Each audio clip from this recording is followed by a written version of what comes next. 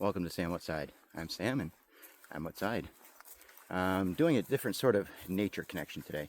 I'm making an effort to actually connect with the earth. All right, so I'm participating in what's known as earthing or grounding. There is a slight difference. In grounding, I might be in a structure and I might be standing on a pad or device product that ties into my structure, my home's own electrical service, but I'm using the ground. So most structures are protected against electrical surge, against lightning strike, by having a wire that has a positive and negative wire, but it also has the ground. The ground would then feed to typically a copper line that goes out of your structure and ties right into the earth, right? And so it's a safety precaution, right? But by tying into that and standing on it barefoot, or lying on it, or sitting on it, right? But the idea is to have exposed skin on that device or that pad. I then am receiving the ground that's connected to the earth, so I can tie into the planet's own electrical field. What that does is, with time, it connects to my body's own bioelectric rhythms, right? So many processes and organs in our body rely on that electrical impulse. It's our heart, it's our brain, it's our circulatory system, it's our nervous system. So as animals on this planet, we have spent so long walking around in shoes that have an insulator, right? A rubber sole. So by spending your entire life disconnected from the earth, from the earth's electrical energy, our rhythms can be offset. All right, so people with cardiac conditions, people with pulmonary issues, there are some needs and some reasons for connecting with the earth.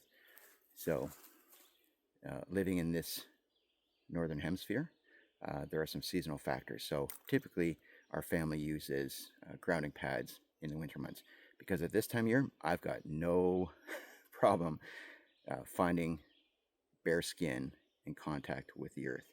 All right, most of us think that when we hear the word earthing, right, or grounding, right, we don't associate it with the well-being we get from resetting and regulating our own electrical patterns. So today I am walking barefoot. I'm not actually, I don't like, there are some risks with that. Obviously I can get my feet scratched, I can get them cut, right, and that just leads to discomfort, and then my mobility is compromised. So I'm protecting my feet, and because I'm actively walking, I'm out for a hike, right? So I'm out walking the dog. So what I am going to do is I'm going to protect my feet by wearing a product. Yeah, that's not awkward. All right, so this is a earthing sock, all right, and it's a product that I've been using for a while now for this season. So I can still keep my stride, I can still keep my pace, but because I'm essentially walking with a sock made of Dyneema. Yeah, it's a textile, a fabric that I was first introduced to as an arborist. They make throw lines. That's how an arborist or a climber would access the canopy. They'd throw a thinner weighted line in over a nice safe union, and then they would use that to pull their actual climbing cord or even a rigging line up into the tree. So you don't want to lose that, so they make a very thin cord, 3 millimeters, 2 millimeters of Dyneema. Dyneema as a rope, or as a device that I use as an arborist, was also the rigging line on my winch, found on a winch chipper. Most chippers don't have them, but the big ones do. We're talking like dual axle chippers with a 15-inch feed, or I could put an entire tree through. I don't even have to limit, just put the entire tree through the device, use that for lot clearing, use it for working on new power lines. So the winch cable, to keep it thin so you can get more of it, a longer spool, and strong, because it's dragging the whole weight of the tree. Well, Dyneema or Spectra, Dyneema was the material of choice. So when I found this product, a sock woven of Dyneema, wow, it's really strong. So it's cut resistant, more cut proof actually. So yeah, I can still feel all the little pebbles on my gravel driveway, but I'm safe. So yeah, aside from, you know, the comfort, I'm really supporting more than just the act of connecting with the earth. It changes the skeleton, changes the structure of my foot with each step. It allows my the muscles in the frame of my foot to fully engage, right? And so I'm developing those small stabilizer muscles, not only in my foot, but that supports the rest of my walking style, which is why I wanted to buy this product, so I could keep walking and hiking with the protection by strengthening my feet, which are engaging small stabilizer muscles in my ankles, up through my calf, my knees, the rest of my leg, my hips, right? It's going to change my posture. It's going to change everything about the way I walk, make it a little more natural. And I have this confidence and security knowing that my foot is still protected. So, because I've done this without anything, bare feet, and yep, I came back with some cuts and scrapes. And then when I did have to put on shoes and go through the rest of my day, it takes my body 3 or 4 or 5 days to heal from such things, right? The risk of infection, yada, yada, yada.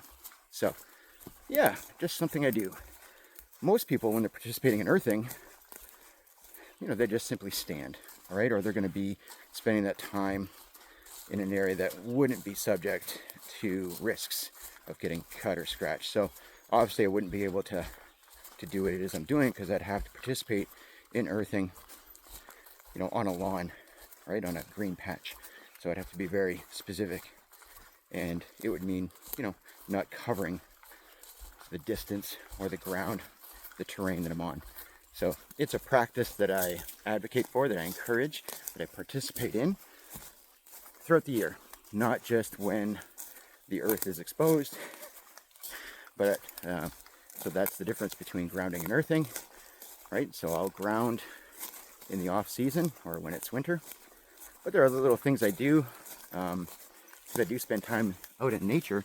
I know that there's some spots that just don't get as much snow, right? So I might have 1 meter, 3 feet worth of snow in the forest, but if I can get near the southwest facing side of a shoreline, I know that just radiant heat exposure to the sun will often have less snow, or if I can get under the canopy of some trees, usually along the shoreline, I'll find no snow. So yeah, I'll take off my winter hiker and my socks and just spend a couple moments walking on the earth's natural. And because I do live in this part of the world where there's just rock features everywhere, I can see spaces where, despite the snow, there's still a stone, right, that has no snow in it, and you touch it and it's more warm.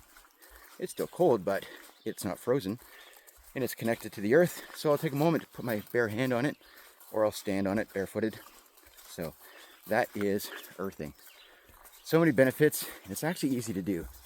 If you've got some time in your workday where you can go outside, rather than sitting at that picnic bench, just lie in a grassy spot, touch the ground.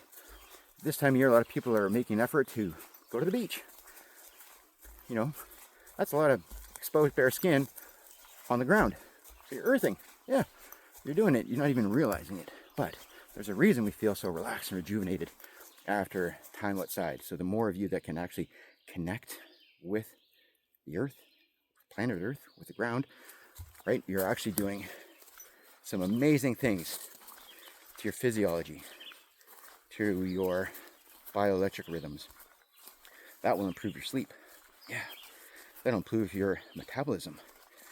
It resets your cardiovascular capacity, resets your heart rhythms, right? So, is it something you can do every day? Possibly. Is it something you should do every day? Why not?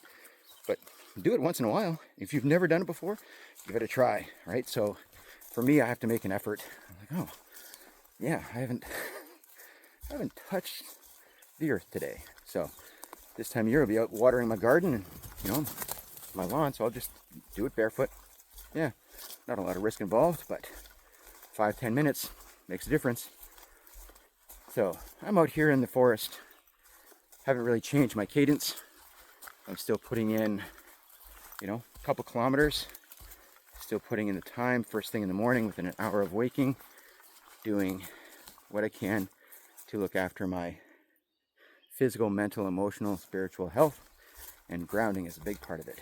All right, making that effort because I can, right, and I'm grateful for it, right. I do know that it takes time and energy, and there's an appreciation for what I have access to, and I know that a lot of other folks out there on the planet living in environments,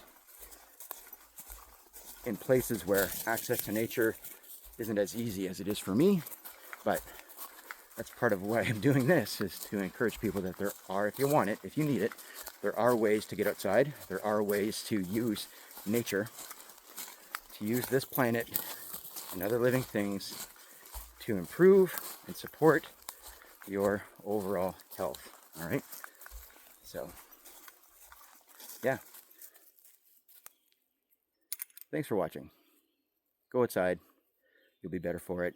Connect with the earth. All right. Share this with others. I appreciate you. Talk to you again soon. Bye.